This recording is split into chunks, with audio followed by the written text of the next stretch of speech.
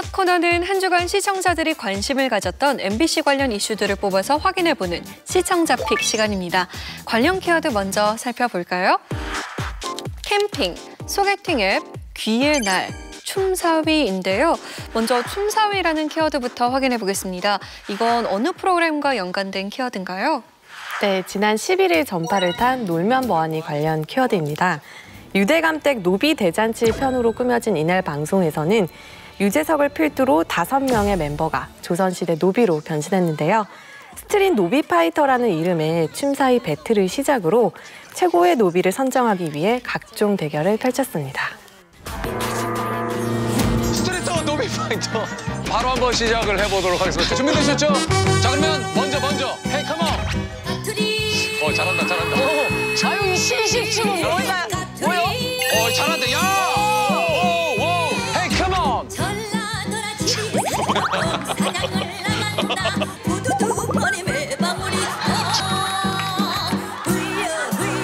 이쪽으로 미주야, 이쪽으로. 자, 끝.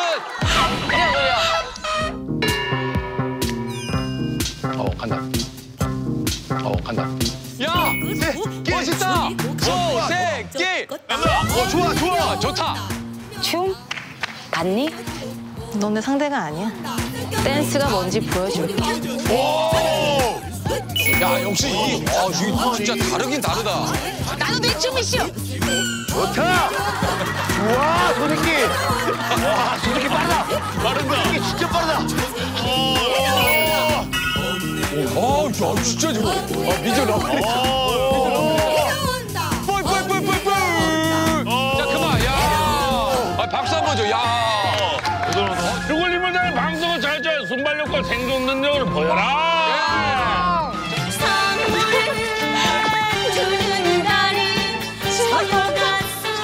여기 신났어.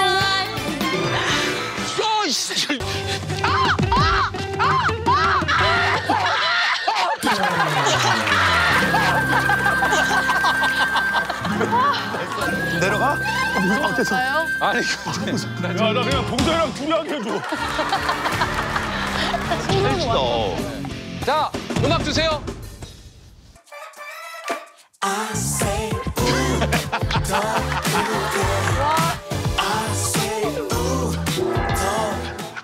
싸운다, 이제부터 싸운다. 우와!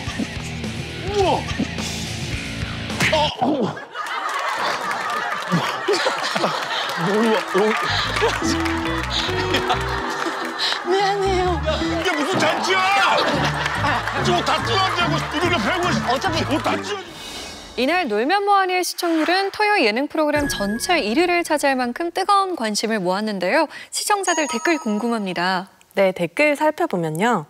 수우파 패러디 웃겨 죽는 줄 알았네요. 지금 멤버들로 고정 갔으면. 이번 편 분장들도 찰떡이고 옛 무도 멤버도 나와서 케미도 잘 맞고 배꼽 빠지는 줄 알았어요. 무도 이후 처음으로 시작부터 끝까지 꺼이꺼이 웃으면서 봤어요. 이 느낌 얼마만이야. 최근 화제가 되고 있는 댄스 경연 프로그램 패러디 기획이 재밌었다는 반응과 함께 멤버들의 케미스트리에 대한 언급이 많았습니다. 네, 이번 방송 호평이 정말 많았는데요. 위원들은 어떻게 보셨습니까? 지금 나올 수밖에 없었던 기획이라는 생각을 좀 했어요. 이제 왜냐하면은 MSG 워너비가 장기 프로젝트로 좀 꽤 많이 길게 갔었거든요. 그다음에 올림픽 특집을 한번 거쳤잖아요. 그러면 이제 좀 유재석의 또 다른 부캐를 만들기보다는 좀 가볍게 치고 가는 에피소드가 필요하지 않았나라고 생각합니다. 그리고 이제 그냥 봤을 때는 어떤 그냥 판을 깔아놓고 애드립을 많이 자기들끼리 잘 만들어냈고. 우리 대감님이 여기다 선물 넣어두셨거든요. 마련을 해놨습니다. 바다 건너서 어렵게 구한 외래과일. 네. 외래과일. 우리 대감님이 밀수도 해요. 시간오래 민수. 그런 식으로 이제 그냥 선수들끼리 뭔가 애드립을 치고 놀 수 있는 장을 마련해주고 이번 주는 좀 가볍게 그냥 좀 넘어간다라고 할 때는 나쁘지 않았으나 전체적인 이제 구성이 있어서는 좀 아쉬움이 있습니다. 스트레이트 우먼 파이터 같은 경우는 우먼 파이터라고 하는 부분이 되게 중요한 맥락이 있는 여성 예능으로서 되게 중요한 맥락이 있는 프로그램인데 거기서 그냥 편한 취사 선택해서 이거를 노비 파이터로 갖고 가도 되는가. 예전부터 무한도전 시절부터 약간 패러디물들의 되게 발빠르게 움직이는 것 같더라고요, 김태호 PD가. 그 프로그램을 패러디한 것 자체에서 여기 캐릭터화해서 또 만들어내는 재미가 분명히 있었기 때문에 그게 시청자들한테 공감대를 많이 줬을 거라는 생각이 듭니다. 출연자들이 역시 선수들이라 그런지 정확하게 그 재미 포인트들을 만들어내더라고요. 특히 미주 씨 같은 경우는 최근에 이제 유재석 씨랑 여기저기 예능 프로그램에서 많이 나오면서 합을 잘 맞춰서 지금 예능 쪽에 굉장히 기대주로 많이 좀 성장하고 있는 듯한 느낌이 좀 들었습니다. 전반적으로 최근에 이제 예능 프로그램들이 자꾸 의미를 찾거나 아니면 감동적인 포인트들을 많이 찾거나 뭐 이런 새로운 코드들을 많이 찾는 경향들이 좀 생겼는데 그러다 보니 오히려 약간 좀 단순한 웃음에 대한 소구 같은 게 좀 많이 생겼던 것 같아요. 그래서 최근에 나오는 놀면 뭐하니 여러 코너들은 굉장히 단순한 무도 시절로 다시 돌아간 듯한 단순한 웃음 코드를 많이 썼다는 거죠. 하지만 이제 무한도전 시절에 굉장히 유쾌했던 어떤 웃음 코드들이 지금 보니까 좀 불편한 지점들이 좀 생기더라고요. 예를 들어서 뭐 정준하 씨를 약간 바보로 몰아가는 일종의 샌드백 개그라고 볼 수 있는데 그런 부분들은 한 사람을 이렇게 몰아가는 어떤 개그가 지금도 좀 통용이 가능한가라는 생각이 좀 들었고요. 지금 시대에 맞는 어떤 감수성을 좀 고민할 필요가 있지 않나 하는 생각이 들었습니다. 이게 지금 놀면 뭐하니라고 하는 프로그램의 거대한 맥락을 조금 볼 필요가 있는 것 같아요. 즉 이전에는 유재석 MC의 어떤 1인의 도전기에 가까웠다면 이제는 다양한 예능인을 불러서 새로운 방향으로 나아가겠다라고 하는 어떤 계획의 일환으로서 지금 2회차를 보여준 거라는 생각이 듭니다. 저는 굉장히 재미있고 유쾌하게 봤고 또한 이런 어떤 앙상블 개그에서 오는 흥미가 있었던 것 같아요. 이제 무한도전을 다시 반복한다라는 지적은 할 수 있겠지만 저는 여기서 가장 큰 그래도 어떤 변화가 있다면 여성이 있고 다른 세대도 있고 이러면서 다변화를 꿈꾸고 있다라는 인상은 받았어요. 그래서 놀면 뭐하니에 조금 더 기대해 볼 점이 있지 않을까라는 생각입니다. 다음 키워드 볼게요. 소개팅 앱인데요. 정덕현 위원이 준비하셨죠? 예, 9월 11일 방송된 실화탐사대 관련 키워드입니다. 이날은 소개팅 앱을 이용해서 사회 초년생들에게 접근하는 분양 대행사의 행태에 대해 집중 취재를 했는데요. 연인으로 가장의 부동산 계약을 부추기고 브로커를 통해서 거액의 대출을 유도하는 등의 사기 행각을 파헤쳤습니다. 소개팅 어플이나 한번 깔아서 친구나 만들어볼까 생각하면서 시작했던 게 그 어플이고요. 요즘 젊은 사람들이 많이 하는 온라인 소개팅입니다. 오빠는 연애 안 한 지 얼마 됐어. 나도 사실 뭐 일하면서 남자친구 있었으면 좋겠다 뭐 이런 식으로 되게 적극적으로 다가왔거든요. 하지만 인연이 악연이 되는데 걸린 시간은 2달 남짓. 어느 순간부터 갑자기 좀 부동산 관련 얘기를 많이 꺼내더라고요. 경기도 대구 신도시의 테크노밸리라는 지식산업센터 건물이었고요. 오빠 지금 이 가격 3억에 분양받아. 지하철 바로 앞에 지하철 뚫려. 사회초년생들이 듣기만 하면 그만큼 좋은 호재가 없었어요. 아이고야. 야, 아무리 그래도 사회초년생들이 무슨 돈이 있다고 이거 참 너무 무리한 것 같은데요. 정말 그들의 말대로 건물주의 꿈을 이룰 수 있는 걸까? 경기도 화성시에 위치한 동탄 이 신도시. 무려 7개월째 공실인 상황. 매달 월세를 받을 수 있다던 그들의 말은 불가능해 보입니다. 하루아침에 수억의 빚을 지게 된 23세 호준 씨. 90만 원씩 빠지고 반반, 이자 반, 원금 반이니까 이자만 40몇만 원씩 내고 있어요. 네, 제가 한 달 생활비보다 더 내고 있는 거예요, 이자를. 어떻게 이 많은 대출을 받을 수 있었던 걸까? 청년들은 회사의 뒤에 또 다른 사람이 있었다고 입을 모아 말합니다. 그는 바로 대출 브로커였습니다. 자금용도 물어보는데 자금용도 무조건 생활비라고 해주시면 돼요. 네, 무조건 생활비예요. 네, 그다음에 일하고 있느냐 물어봐요. 그러면은 제가 이제 아까 전에 편의점 찍어드렸잖아요. 이거 그대로 얘기해 주시면 되시고. 수단과 방법을 가리지 않고 청년들을 빚더미에 앉히는 분양 대행사.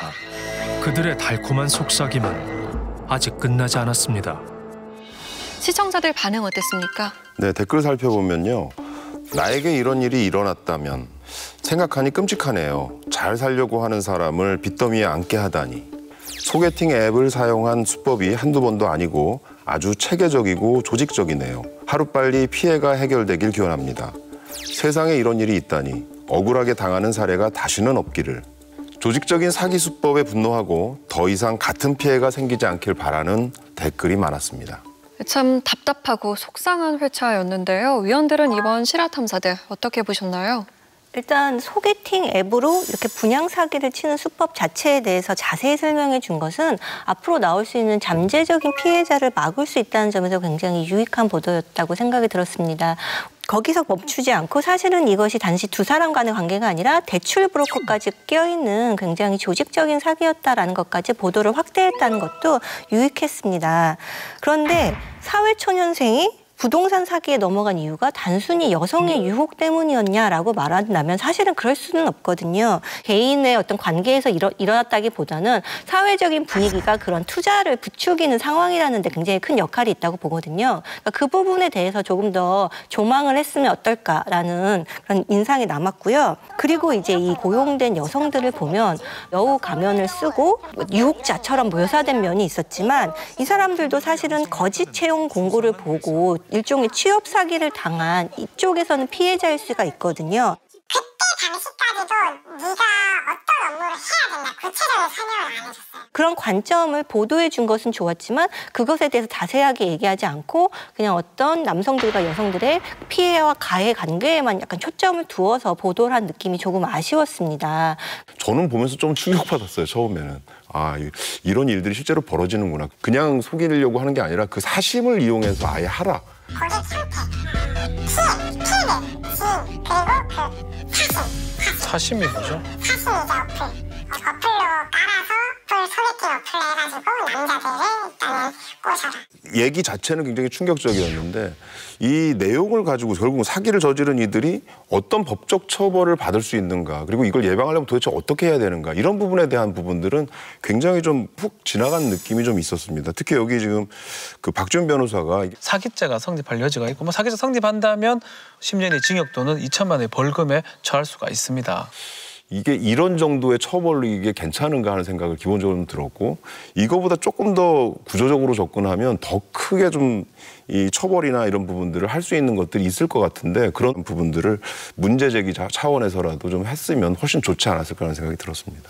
분양 대행사가 사회 초년생을 고용해서 또 다른 사회 초년생에게 파렴치한 범죄를 일삼았는데 이를 취재하기 위해서 직접 그 대행사에 잠입해서 그 현장을 잡아온 것들이 굉장히 돋보였던 것 같아요. 스킨십. 그러면 자연스럽게 안 친하다고 해도 이렇게 잠깐 손 대든가. 그 교육을 굉장히 또 상세하고 세세하게 하더라고요. 그 모습이 굉장히 충격적이었는데 시청자들에게 주의를 당부하는 경고 방송으로는 충분히 의미가 있었던 것 같아요. 다만 이 프로그램 마무리에서 좀 아쉬움이 남았었는데 이 청년들이 상처를 극복하고 다시 세상을 향해 마음을 여는 날이 빨리 왔으면 좋겠습니다.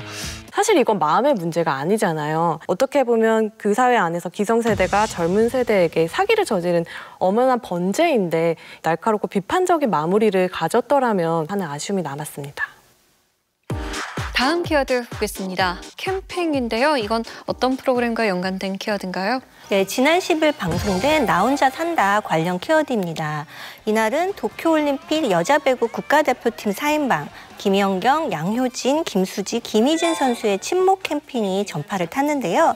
웃음이 끊이지 않는 절친 케미스트리를 보이는가 하면 올림픽 이후의 진솔한 이야기를 털어놓으며 뭉클함을 전했습니다.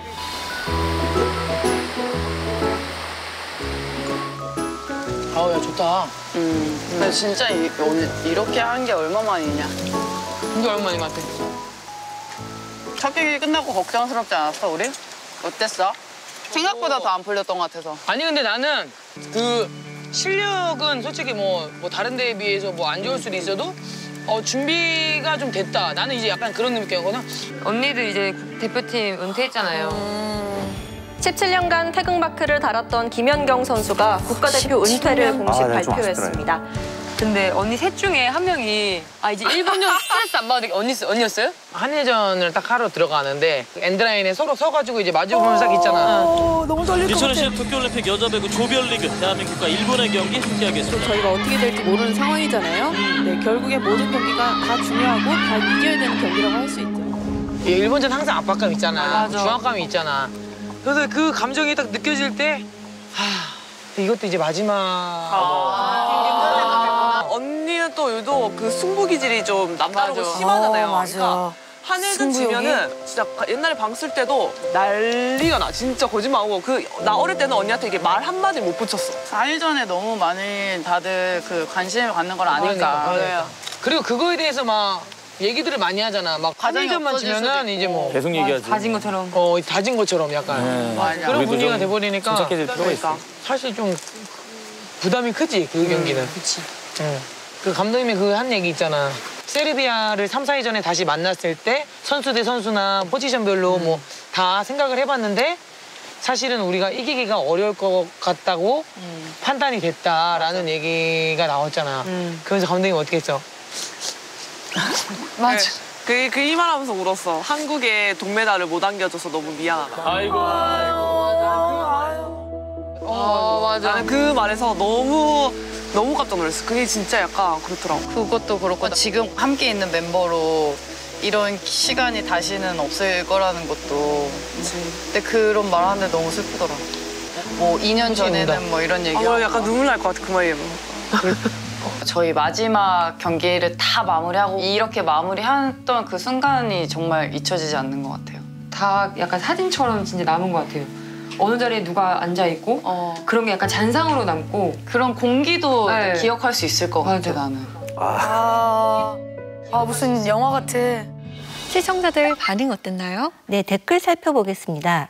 나 혼자 산다의 섭외력은 진짜 인정해줘야 함. 대단한 네 분을 모셔줘서 감사해요. 올림픽 뒷이야기 들을 수 있어서 재밌었어요. 선수들도 한일전에 대한 압박이 이렇게나 심한 줄 몰랐었네요. 우리나라 선수들 파이팅! 선수들 모두 고생했고 이렇게 도란도란 휴식 가지는 모습 너무 좋아요. 나훈산에 계속 나왔으면 좋겠네요.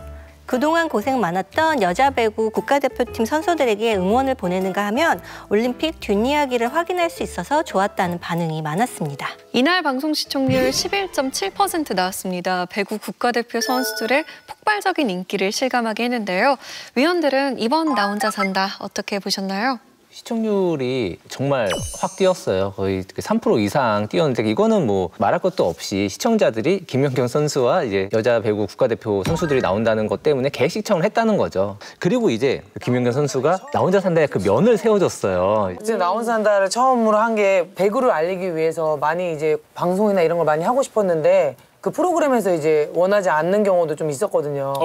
근데 이제 그때 당시에 나 혼자 산다가 어쨌든 제가 나오게 돼서 나 혼자 산다에 어쨌든 인지도가 좀 높아지면서 배구도 되게 많이 붐이 일어났잖아요, 조금씩. 그래서 그런 이유도 있어서 사실 나 혼자 산다에 정이 좀 많이 가는 건 사실이에요.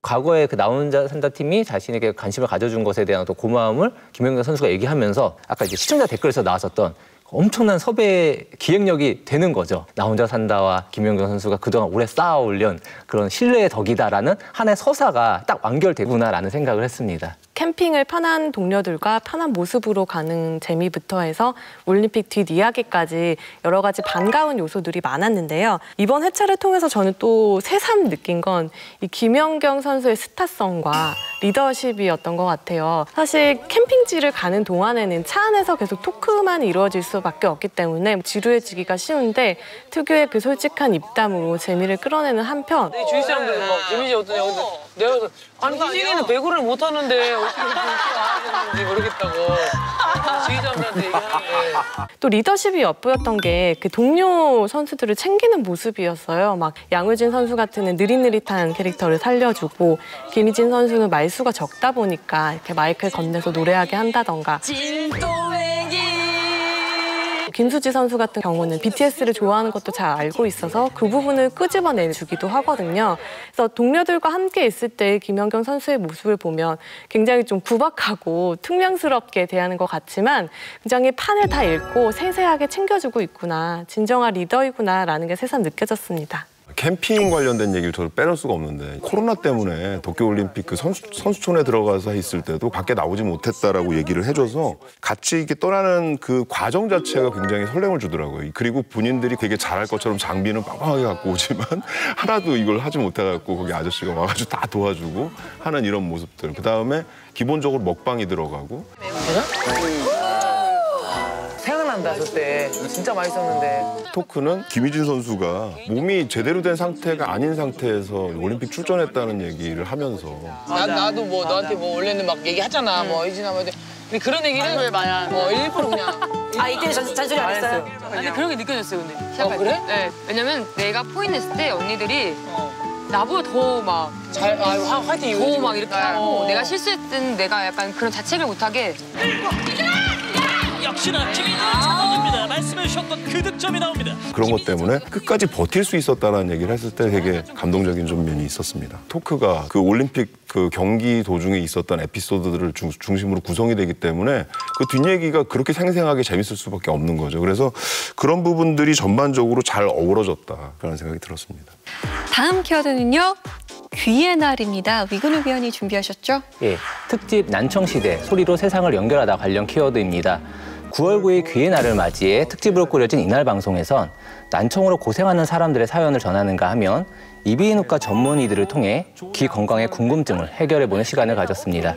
특집 방송 난청 시대 소리로 세상을 연결하다. 어느 날 갑자기 소리가 사라진다.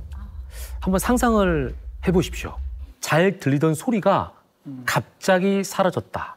그러면 어떤 심경일까요?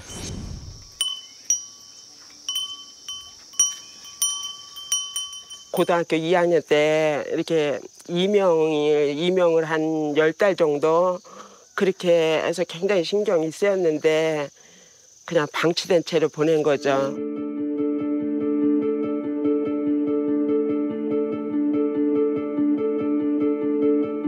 일일이 막 만난 사람마다 내가 설명은 할 수가 없잖아요. 대충 듣고 대충 반응하고 이런 바람에 이렇게 오해가 많았던 것 같아요. 그리고 뭐 무시한다거나 뭐 내 말 들은 척도 안 했다 그러고.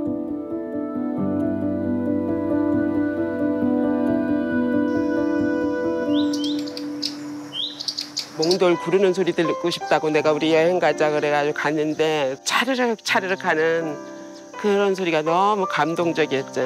그냥 들을 수 있는 사람은 그냥 일상이잖아요. 불편함 전혀 없이 그냥 당연한 거로 주어진 거잖아요. 근데 그게 정말 당연한 거 아니거든요.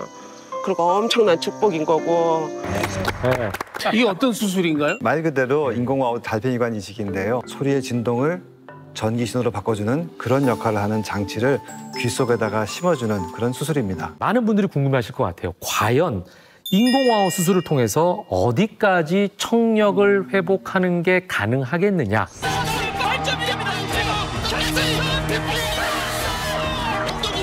대한민국 또 한 번의 기적이 기다리고 있습니다. 근데 분필과 실판이 만나는 딱딱딱딱딱 소리가 있는지도 몰랐고 또 책 넘기는 차라락 소리, 또 의자 끄는 끼익 소리, 뭐 자동차 경적 소리 이런 소리가 있는지 몰랐거든요.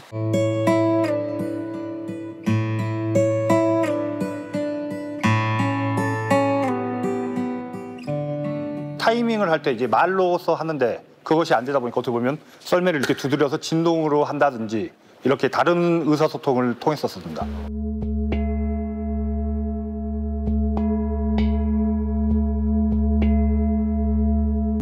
다시 이제 성인이 돼서 병원에 찾아갔죠. 혹시 제 수준이 어떤지 검사를 받고 보니까 아 이제는 인공화학 수술이 가능하다. 왜냐면 제가 어릴 때보다 지금이 의학 기술이 더 좋으니까 지금은 가능하다 해서 지금 이 자리인데요. 지금 뒤에 보시면 관중성이 있잖아요. 제가 여기가 피니시 라인이에요. 올림픽 때 쭉 들어와요. 은메달 확정 찍고 여기 관중의 함성 소리. 와, 이 진짜 우리나라 5천만 국민이 얼마나 그렇게 응원해 주신 거에 너무 감사한 소리를 제가 평생 잊지 못하고 평생 감사함으로 나아가야 되고요. 아들이 나오면서 막 울잖아요. 우는데 그 우는 소리도 되게 감격스러웠는데 제가 이제 태명을 불러주면서 튼튼한 불러주니까 아빠 목소리를 알아듣고 울음 멈추더라고요. 그래서 와, 이 아이는 그래도 잘 들리는구나. 뭐 그런 생각도 하고 예, 행복했습니다. 네, 인공 와우 이식 수술을 받고 난청을 극복한 사람들의 생생한 후기까지 들어볼 수 있었는데요. 위원들은 이번 특집 방송 어떻게 보셨나요?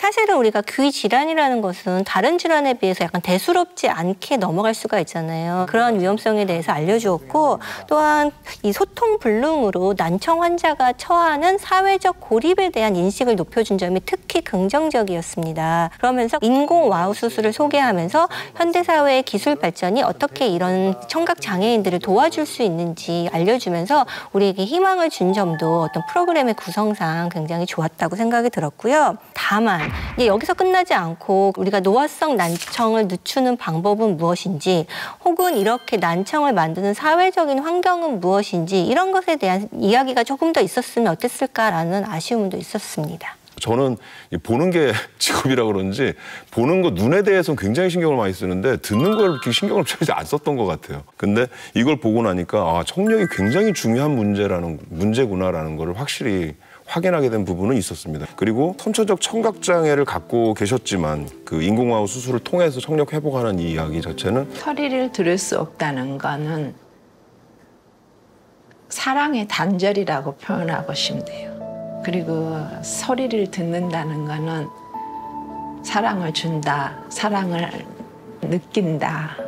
놀라움과 감동도 좀 의미가 좀 있었던 부분이 있었습니다. 그리고 소통하면 우리가 계속 소통의 시대라고 그러잖아요. 소통과 공감의 시대 맨날 이런 얘기를 하는데 듣지 못하면 소통이 안 되는 거고 기본적으로 이 차원을 넘어가서 또 치매로 발전된다. 그래서 이게 청력에 대한 소중함을 깨닫게 되는 시간이었습니다. 평소에 좀 무관심하거나 소홀히 할 수 있는 귀 건강에 대해서 환기시켜줬다는 게 의미가 있었던 것 같고요. 전문가들이 실제 환자들의 사례를 들어서 난청에 대한 예방과 조기 치료에 대한 중요성을 굉장히 정확하게 전달했던 것 같아요.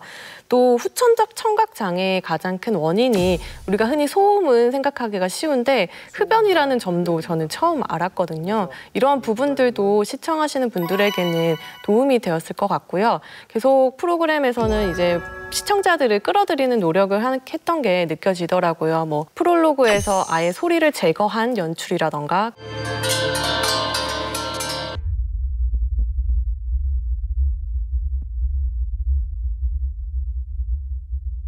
그걸로 인해서 난청을 가지거나 소리를 듣기 어려운 분들의 어떤 시점을 공감하게 만들고 노화의 일환이라고 생각해서 쉽게 넘겼던 그 난청에 대해서 치료 가능한 질병이다라는 것을 인지시켜주면서 결국에는 국민 건강 개선에 도움을 주려는 노력이 많이 느껴졌습니다. 네, 앞으로도 우리 사회가 주목해야 할 중요 정보들을 섬세하게 전해주는 다양한 특집 방송의 등장 기대해 봅니다.